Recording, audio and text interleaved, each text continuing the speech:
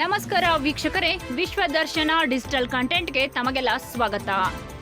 ಸವದತ್ತಿ ತಾಲೂಕಿನ ಇನಾಮಹೊಂಗಲ ಗ್ರಾಮದಲ್ಲಿ 9/3/2024ರಲ್ಲಿ ನೂತನ ಬಸ್ ನಿಲ್ದಾಣ ಉದ್ಘಾಟನಾ ಭಾಗ್ಯ ಕಂಡಿತ್ತು.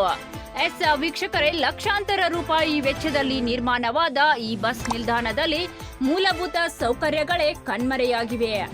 ಬಸ್ ನಿಲ್ದಾಣ ನಿರ್ಮಾಣವಾಗಿ ಸುಮಾರು 2 ವರ್ಷಗಳೇ ಕಳೆದರೂ ಮೈದಾನ ಡಾಂಬರೀಕರಣ ಕಾಣದೆ ದಿನನಿತ್ಯ ಪ್ರಯಾಣಿಕರಿಗೆ ಧೂಳಿನ ಗೋಳು ತಪ್ಪುತ್ತಿಲ್ಲ. ಬಸ್ ನಿಲ್ದಾಣದಲ್ಲಿ ಶೌಚಾಲಯ ಇದ್ದರೂ ಇಲ್ಲದಂತಾಗಿದ್ದು, ನೀರಿನ ವ್ಯವಸ್ಥೆ ಕಲ್ಪಿಸದೆ ಪ್ರಯಾಣಿಕರು ಬಯಲು ಶೌಚಕ್ಕೆ ತೆರಳುವ ಪರಿಸ್ಥಿತಿ ನಿರ್ಮಾಣವಾಗಿದ್ದು, ಇದರಿಂದ ಮಹಿಳಾ ಪ್ರಯಾಣಿಕರು ಹೈರಾಣಾಗಿ ಹೋಗಿದ್ದಾರೆ. ಬಸ್ ನಿಲ್ದಾಣದಲ್ಲಿ ಭದ್ರತಾ ಸಿಬ್ಬಂದಿ ಕೊಠಡಿ ಇದೆ, ಆದರೆ ಸಿಬ್ಬಂದಿಗಳೇ ಇಲ್ಲ. ಇದರಿಂದ ಇನಾಮಹೊಂಗಲ ಬಸ್ ನಿಲ್ದಾಣ ಕುಡುಕರ ಅಡ್ಡೆಯಾಗಿದ್ದು, ಈ ಬಸ್ ನಿಲ್ದಾಣಕ್ಕೆ ಕನಿಷ್ಠ ಮೂಲಭೂತ ಸೌಕರ್ಯ ಹಾಗೂ ಭದ್ರತೆ ಒದಗಿಸಿ ಪ್ರಯಾಣಿಕರ ಹಿತ ಕಾಪಾಡಬೇಕೆಂದು ಕೆಆರ್ಎಸ್ ಪಕ್ಷದ ಸದಸ್ಯ ಮುನ್ನಾ ಹುಜ್ರತಿ ಆಗ್ರಹಿಸಿದ್ದಾರೆ. ಸಮಿತಿ ಪಕ್ಷ ಬೆಳಗಾವಿ ಜಿಲ್ಲಾ ಸೇನಾನಿ. ಇವತ್ತು ನಾವು ಈ ವಿಡಿಯೋ ಮಾಡೋದು ವಿಶೇಷ ಏನಪ್ಪ ಅಂತಂದ್ರೆ, ಇವತ್ತು ನಾವು ಬೆಳಗಾವಿ ಜಿಲ್ಲಾ ಸೌಂದತ್ತಿ ತಾಲೂಕು ಇನಾಮಹೊಂಗಲ ಗ್ರಾಮ. ಇಲ್ಲಿ ಒಂದು ಭವ್ಯಾಕಾರದ ಬಸ್ ಸ್ಟ್ಯಾಂಡ್ ಕಟ್ಟಿದ್ದಾರೆ. ಇಲ್ಲಿ ಒಂದು ಶೌಚಾಲಯ ವ್ಯವಸ್ಥೆ ಇಲ್ಲ, ಒಂದು ಕುಂಡ್ರಾಕೆ ವ್ಯವಸ್ಥೆ ಇಲ್ಲ.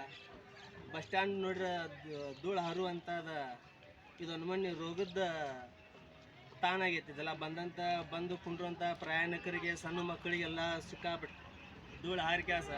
ಇಲ್ಲಿ ಬಸ್ ಸ್ಟ್ಯಾಂಡ್ 2 ವರ್ಷ ಆತಂತ ಇಲ್ಲಿ ನೀವು ಡಾಂಬರೀಕರಣ ಇಲ್ಲಿ ಮತ್ತು ಲಕ್ಷ ಕೋಟ್ಯಾನುಗಟ್ಟಲೆ ಖರ್ಚು ಮಾಡ್ಕ್ಯಾಸ ಬಸ್ ಸ್ಟ್ಯಾಂಡ್ ಕಟ್ತಾರು. ಕುಂಡ್ರುವಂಥ ವ್ಯವಸ್ಥೆ ಇಲ್ಲಿ ಚಂದ ನಮಗೆ ಇಲ್ಲಿ. ಮತ್ತು ಬಸ್ ಬಂದ ಪ್ರಯಾಣಿಕ ಹತ್ತುವಂಥವ್ರಿಗೆ ಒಂದು ಚಂದಗೆ ರಸ್ತೆ ಅಲ್ಲಿ ಬಸ್ ಎಂಟ್ರ್ ಒಳಗದು ಬಸ್ಸಿನ ಪೂರ. ಮತ್ತು ಇಲ್ಲಿ ಸಣ್ಣ ಮಗಳಿಂದ ಶೌಚಾಲಯದಂತೆ ಪೂರ ನೋಡ್ಬೋದು ಇದನ್ನೆಲ್ಲ. ಆಮೇಲೆಲ್ಲ ಸಿಕ್ಕಲ್ಲಿ ಸೆರೆ ಪಾಕಿಟ್ಗಳು. ಇದೊಂದು ಹೆಣ್ಣು ಮಕ್ಕಳು, ಸಣ್ಣ ಮಕ್ಕಳು ಕುಂಡ್ರುವಂಥ ಬಸ್ ನಿಲ್ದಾಣ.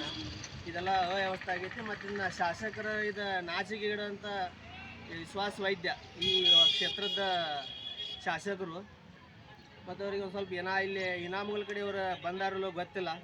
ಇಲ್ಲಿ ಅವ್ಯವಸ್ಥೆ ನೋಡೋಕೆ ಇನ್ಯಾರನ್ನು ಒಂದು ಸ್ವಲ್ಪ ಸುಧಾರಿಸುವಂಥ ವ್ಯವಸ್ಥೆ ಮಾಡಲಿ ಅಂತ ಇದು ಕರ್ನಾಟಕ ರಾಷ್ಟ್ರ ಪಕ್ಷ ಸಮಿತಿಯಿಂದ ಇದೊಂದು ಮನವಿ.